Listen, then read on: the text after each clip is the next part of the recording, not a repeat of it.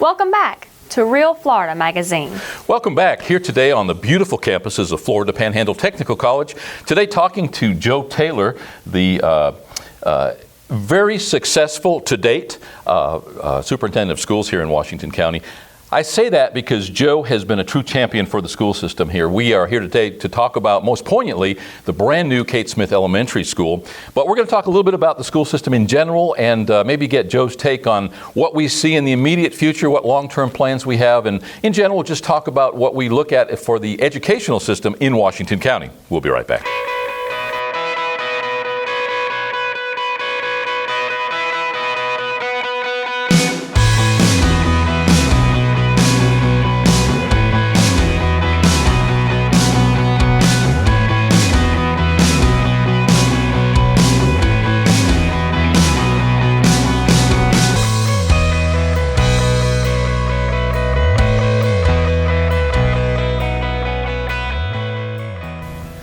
I'm glad that you mentioned the technical college. Recently saw a cartoon, not sure where I saw it, a couple of young guys talking, one guy talking about he just got accepted into a very prominent four-year college, the other one saying, well, I'm going to welding school, but underneath a little caption saying, yeah, in 4 years this guy's going to have $110,000 worth of school debt and have to move back home with his mom and dad. The welder, in less than a year, is going to be out there making a good salary. The technical college, let's talk first about the name change. Recently, Washington Homes Technical Center became Florida Panhandle Technical College. One stat that I've heard is that statewide in Florida, when a technical center has become a technical college, it's experienced up to a 30-35% increase in recruitment of new students. Makes total sense that a high schooler is going to want to go to a college.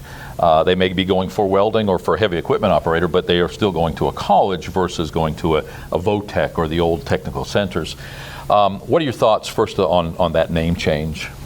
I think it does show more of a recognition that the purpose and basis for the tech centers were changed. They were. The market drove that. The needs drove that. At one time, almost everything out here was construction related or health field. Now, it's fast becoming health field, public safety. The construction piece is not near the driver that it was. So I think when you're offering wiring courses, when you're offering technology, when you're offering all of the things that go with that, I think those are more correctly reflected with the technical college name. Florida Panhandle Technical College just recently passed the 40 programs offered here, offering either a certification or a degree. The interesting thing about the technical college is that in many programs they have sometimes in excess of 100% placement. And the reason it's in excess of 100% placement is that in some cases they have employers coming in hiring people before they're even done with the class, before they're even done with that course. Drafting being a poignant example of that. Just recently, Tanya Taylor had 3 of her students hired out from under her. They didn't even finish the class. Now they're making $35,000 driving about an hour every day to work. That's a true success story. And if we're able to offer those kinds of courses, there's just more of that to be found. Recently, or within the last several years anyway, manufacturers have been brought into that mix. Martha Compton, the director here at the Technical College, going out to businesses, to companies and saying, what do you need? What kind of skills do your workers need? Let us tailor our program versus just teaching whatever's comfortable for us to teach and then trying to find places for those. We're filling needs. What are your thoughts on that process? Part of the funding sources for the technical college is workforce. And I'm not talking about the local workforce, I'm talking about the state of Florida and then the federal workforce boards. And when they look at programs, they look at community needs and they do their surveys and they know what they're not interested in funding programs or providing funds if there's not a need for that individual. So what you're seeing is what's reflected within the market. The manufacturing piece over the years, people get locked into this idea of assembly line. You just stand there, you put pieces and parts together. Nothing's further from the truth. Now the automation has gotten, it's all computers, it's all technology driven. It is every bit of that. It is no longer the simple stuff.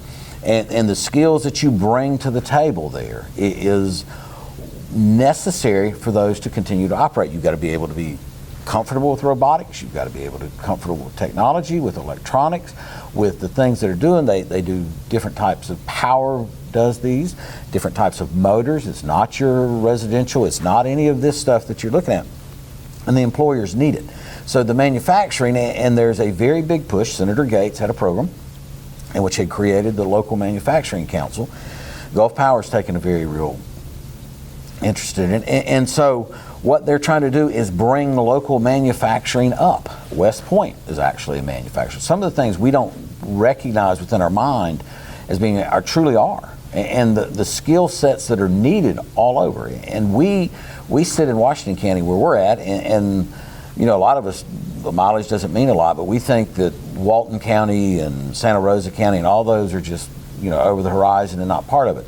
The military and defense contractors that are over there, that is what they're looking for. Their idea of what manufacturing and creation of things is different than what we have. And there's a real, I don't know that it's selling, but you have to change the views and ideas and thoughts of what is manufacturing. Manufacturing is very safe, very clean, and can be very well high paid. And it requires skills. It's not something you're going to walk into.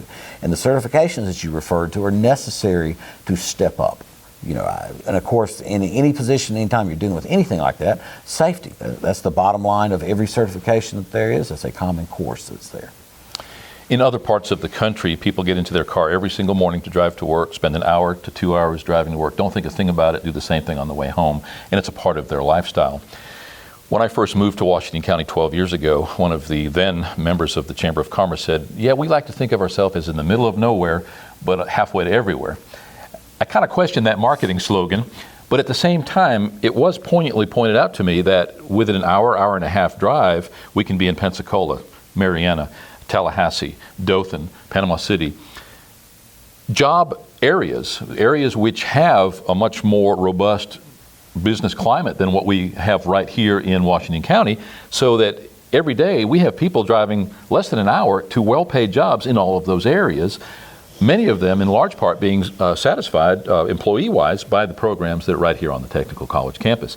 We've got a drone program coming in this coming year. We've got a new hemodialysis program being revived that used to be here that is going to be revived. We've got DaVita Dialysis right here in town begging for dialysis technicians within 5 minutes of where we sit today.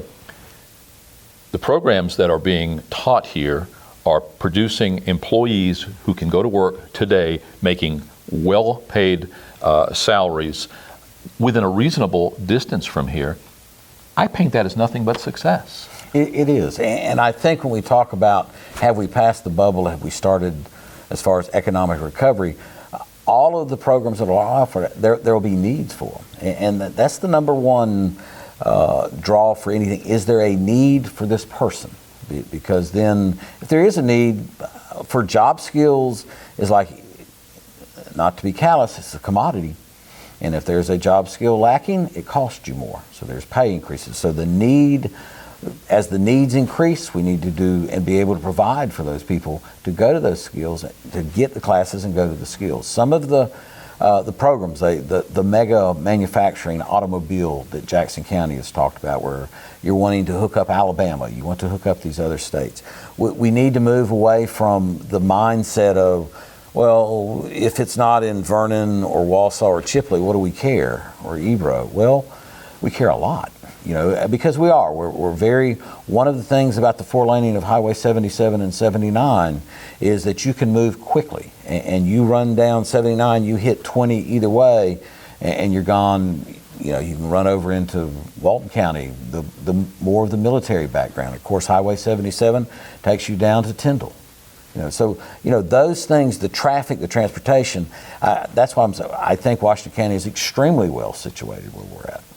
Just recently saw some signs go up on Highway 77 in Chipley and then down by about halfway to Wausau, proclaiming the start of that construction project with about a 3-year completion date on it. That's pretty heartening to see them finally starting to make progress. I know some buildings have been torn down. They're going to start moving some dirt now that they've got those signage up, because that means that at least part of the funding has been approved. That's got to be exciting for you, seeing that start to happen, mirroring what we've seen on 79. It is, and it's long overdue. Senator Gates and the local legislative bodies, they had accelerated some funding for some different things, and The airport was a real driver force with Highway 79 as far as it going first before Highway 77. But I would hazard a guess that the traffic on Highway 77 is more than what's on Highway 79, at least this point in time.